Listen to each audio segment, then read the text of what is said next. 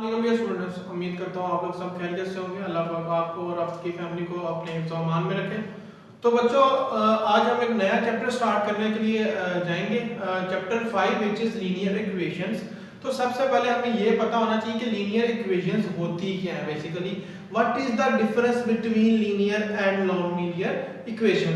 तो आए मैं आपको बताता हूँ कि लीनियर इक्वेशंस क्या होती हैं। अगर मैं डेफिनेशन देखूँ तो आपके पास लीनियर की डेफिनेशन, अगर सिंपल वर्ड में कहना चाहूँ, कोई भी ऐसी इक्वेशन विद वन वेरिएबल और two variable and more than two variables having power of the variables, यानी कि उनका ऑर्डर हर पावर का क्या होना चाहिए, वन होना चाहिए। क्या होना चाहिए? वन होना चाहिए। पावर क्या होना चाहिए? उसका वन हो। ठीक है, अब मैं आपको बताता हूं जी। लेट्स सपोज आपके पास इक्वेशन लिखी हुई है x square plus 2 is equals to 0. That was it is a linear equation or not? No, ये linear equation नहीं है। क्यों नहीं है? क्योंकि इसमें जो x की पावर है वो 2 में आ गई। ठीक है, अब linear equation क्या होती है? linear equation आपके पास x plus 2 is equals to 0 हो सकती है, यानी कि simple as that। अगर आपके पास कोई वेरिएबल इन्वॉल्व है किसी इक्वेशन में और उसकी पावर 1 है, ठीक है, उसकी पावर क्या है? 1 है, तो वो आपके पास लीनियर इक्वेशन होगी। और अगर इससे ज्यादा कहीं x पे चली जाती है, यानी कि स्क्वायर, क्यूब और 4 और 5 में चली जाती है, these are not the linear equations. ठीक है, अब आगे चलते हैं। x plus y is equals to 0 that was is also a linear equation. अब कुछ जगहों पे या कुछ बच्चों को ये बताया जाता है कि अगर एक वेरिएबल इन्वॉल्व होगा तो वो आपके पास लीनियर इक्वेशन होगी, और अगर दो वेरिएबल आ जाते हैं तो वो लीनियर इक्वेशन नहीं होगी। नहीं, ये भी आपके पास क्या है? लीनियर। अब दो तक बात नहीं है। अगर मैं लिख देता हूं x plus y plus z is equals to 3, that was also a linear equation। ठीक है, अब नॉन लीनियर इक्वेशन में अगर मैं कोई एग्जांपल आपको देना चाहूं वो कौन सी हो सकती है? अब यहां पे देखिएगा, x plus x over y is equals to 0, that was your non linear equations, और ये आपके पास क्या है? लीनियर इक्वेशन है। ठीक है, ये भी आपके पास क्या है? Non linear equation. अब मैं आपको लिख देता हूं जी under root x plus y is equal to 0। ये भी आपके पास क्या है? नॉन लीनियर इक्वेशन है। क्यों ये नॉन लीनियर क्यों है? एक x ओवर y, और y अगर मैं ऊपर लेके जाऊंगा तो उसकी पावर -1 में हो जाएगी। तो मुझे पावर क्या चाहिए? 1 चाहिए। मुझे पावर क्या चाहिए? 1। ठीक है, यहां पे देखें x की पावर क्या हो जाएगी? 1/2 हो जाएगी। अब एक और एग्जांपल लीनियर की ही देता हूं। 9 under root 9 x plus y equals to 0, ये लीनियर इक्वेशन है। अब यहां पे बच्चे कहते हैं सर लीनियर इक्वेशन नहीं है। क्यों कहते हैं जी? अंडर रूट 9 है बेटा। Under root 9 is a constant number. Under root 9 is a constant number. ठीक है, अब कांस्टेंट नंबर का वेरिएबल से कोई कंसर्न नहीं है। आपने जब लीनियर और नॉन लीनियर को जज करना है तो आपको सिर्फ यही चीज देखनी है कि आपने जो आपके पास गिवन वेरिएबल है या वेरिएबल्स हैं उनकी पावर क्या है। सिंगल पावर होगी तो वो आपके पास लीनियर होगी, और अगर उसके अलावा कोई भी और पावर होती है वो आपके पास नॉन लीनियर होगी। होपफुली आपको लीनियर और नॉन लीनियर का जो कॉन्सेप्ट है वो क्लियर होगा। अब हम चलते हैं बेटा इसके सॉल्यूशन की तरफ। सॉल्यूशन क्या है? अब आपको linear equation with single one variable with two variable with three variable given है, लेकिन आई थिंक सो मेरे ख्याल आपके कोर्स में सिर्फ वन वेरिएबल या टू वेरिएबल तक ही होगा जो आपने लीनियर इक्वेशन का सॉल्यूशन फाइंड करना है। तो आइए चलते हैं लीनियर इक्वेशन का सॉल्यूशन। अब सबसे पहले जो क्वेश्चन है, क्वेश्चन एक्सरसाइज 5a, जो उसका जो पहला वाला क्वेश्चन है, हमने सिर्फ उसमें क्या करना है जी? क्वेश्चन गिवन है solve each of the following equations. ठीक है, अब सॉल्व करना है। मुझे x में इक्वेशन गिवन है, y में गिवन है, या किसी भी वेरिएबल में गिवन है, we need to find out the value of that variable. ठीक है, अब वेरिएबल हमारे पास क्या है? क्वेश्चन जो 1 है मेरे पास x plus 8। Question number 1 solve करना है हमने। पार्ट 1 है मेरे पास, क्वेश्चन नंबर 1 का part 1, x plus 8 is equals to 15 is equals to 15। ठीक है, is equals to 15। अब मुझे क्या करना है? जस्ट x की वैल्यू फाइंड आउट करनी है। अब आपको ये तो मेरे ख्याल में क्लियर होनी चाहिए बात कि लीनियर इक्वेशन ये है। क्यों है? सबसे पहले देखें जी, x की पावर क्या है आपके पास 1 है, ठीक है। एक वेरिएबल है, उसकी पावर क्या है 1 है, तो ये आपके पास क्या हो गया, लीनियर इक्वेशन होगी। अब मुझे इसकी क्या फाइंड आउट करनी है, वैल्यू फाइंड आउट करनी है। अब वैल्यू फाइंड आउट करनी है तो x, अब यहाँ पे 8 प्लस है, जब उसे मैं दूसरी साइड पे लेके जाऊंगा तो -8 हो जाएगा, तो मेरे पास x की वैल्यू क्या आ जाएगी, तो 15 - 8 इज इक्वल्स टू 7, ठीक है।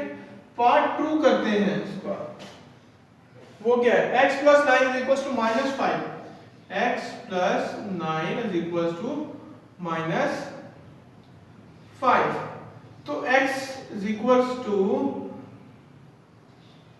-5 - 9, x इज इक्वल्स टू -14, ठीक है। अब इसी तरह मैं इसका कोई और क्वेश्चन देखता हूं, और फर्स्ट क्वेश्चन का ये ए पार्ट था, सॉरी, और ये था आपके पास बी पार्ट, ठीक है। अब मैं आपके पास इसका जो सी पार्ट है, एफ पार्ट है, वो डिस्कस करने लगा हूं, बल्कि ई पार्ट पहले डिस्कस करता हूं मैं।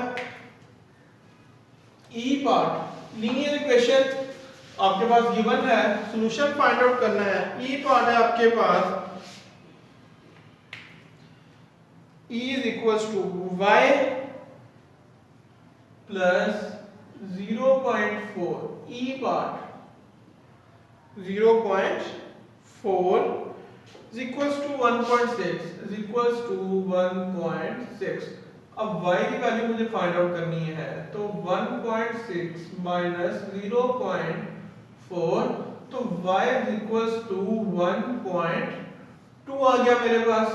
इसी तरह मैं एक और पार्ट डिस्कस कर देता हूं, आपके पास क्या गिवन है, माइनस पार्ट है आपके पास g, क्वेश्चन नंबर 1 का पार्ट g है -2.7 plus a is equals to -6.4। अब इस क्वेश्चन में देखिए x y के अलावा जो वेरिएबल हमारे पास इंट्रोड्यूस करवाया गया, अब यहाँ पे a as a variable use हो रहा है, e as a variable use हो रहा है, तो हमने a की वैल्यू फाइंड आउट करनी है, तो a क्या हो जाएगा, -6.4 प्लस 2.7। अब प्लस 2.7 मुझे करना है, तो a की वैल्यू मेरे पास क्या आ जाएगी, 4.4 रह गया, 7 गया तो 3.8 माइनस में हमारे पास आंसर आ गया, 3.8 मेरे पास माइनस में आंसर आ जाएगा, ठीक है। अब इसी का अगर मैं कहूं आपके पास क्वेश्चन 2 बिल्कुल सिमिलर क्वेश्चन है, और क्वेश्चन 3 भी आपके पास सिमिलर क्वेश्चन है।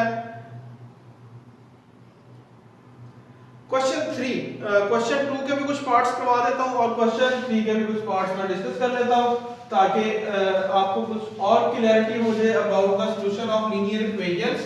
तो क्वेश्चन नंबर 2 में क्वेश्चन गिवन है मेरे पास माइनस क्वेश्चन नंबर 2 सॉल्यूशन ही है, बेसिकली हमने सॉल्यूशन ही करना है इस चैप्टर में लीनियर इक्वेशंस का।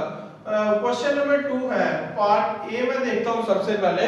तो पार्ट ए मेरे पास क्या गिवन है, 4x - 28, 4x is equals to -28, तो x की वैल्यू मुझे फाइंड आउट करनी है, तो मुझे क्या करना है, दोनों तरफ 4 से डिवाइड कर देता हूं, तो -28/4 dividing by 4 on both side. जब 4 से कैंसिल, तो x is equals to -4, 7s are 28, तो -7 आपके पास क्या आ गया, आंसर आ गया। इसी तरह एक और क्वेश्चन है, वो मैं डिस्कस करता हूं, which is in whole, last part है इसी क्वेश्चन का, j पार्ट है, ठीक है, वो डिस्कस कर लेते हैं। 1 whole 1/2 -2y is equals to 1/4, ठीक है।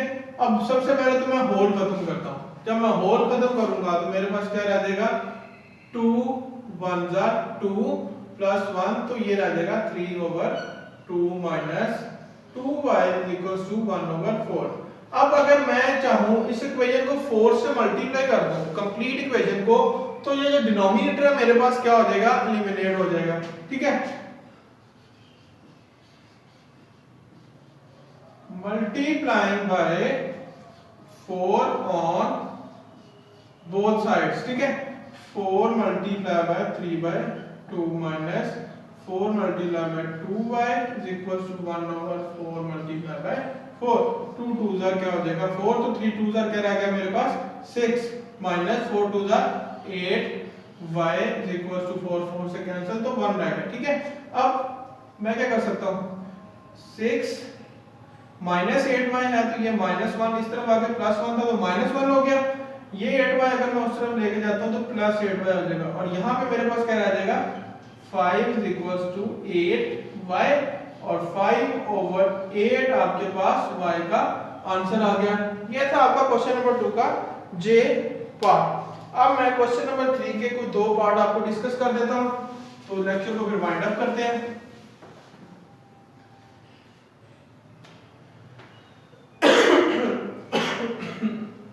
क्वेश्चन नंबर 3 पार्ट 1 बेटा आपके पास 3x - 7 ए पार्ट आपके पास 3x - 7 3x - 7 is equals to 4 - 8x। अब ये 3x - 8 है तो उस तरफ आगे क्या हो जाएगा +8x। 4 है -7 है तो उस तरफ जाके +7 हो जाएगा, ठीक है। मैंने क्या किया, मैंने जो वेरिएबल वाली टर्म उठाई एक तरफ ले आया, कांस्टेंट टर्म मैं एक तरफ ले गया, ठीक है। अब यहाँ पे मेरे पास क्या हो जाएगा 8 + 3 मेरे पास क्या हो जाएगा 11x इज इक्वल्स टू 4 + 7 भी 11। अब यहाँ पे x इज इक्वल्स टू 11/11 और x इज इक्वल्स टू 1 आ गया। इसी तरह एक और पार्ट डिस्कस करते हैं और अपना लेक्चर वाइंड अप करते हैं। तो पार्ट डी डिस्कस करता हूं।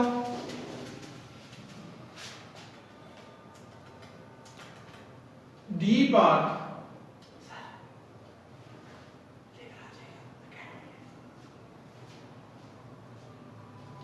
2y - 7 is equals to 7y - 27, ठीक है। अब सॉर्ट आउट करते हैं, यहां पे देखें 2y - 7y is equals to, अब y यहाँ पे -7 हो गया, -7 था तो -27 प्लस 7 आ जाएगा। अब मैं इसको सॉर्ट आउट करूंगा तो मेरे पास -5y रह जाएगा, ठीक है। इज इक्वल्स टू 27 प्लस 7 था तो मेरे पास यहाँ पे 20 रह गया। y इज इक्वल्स टू क्या आ जाएगा -20/-5, तो y मेरे पास क्या आ जाएगा 5 4 जार होता है, माइनस माइनस से क्या हो जाएगा कैंसिल, 5 20 5 4 जार क्या होता है 20, ठीक है।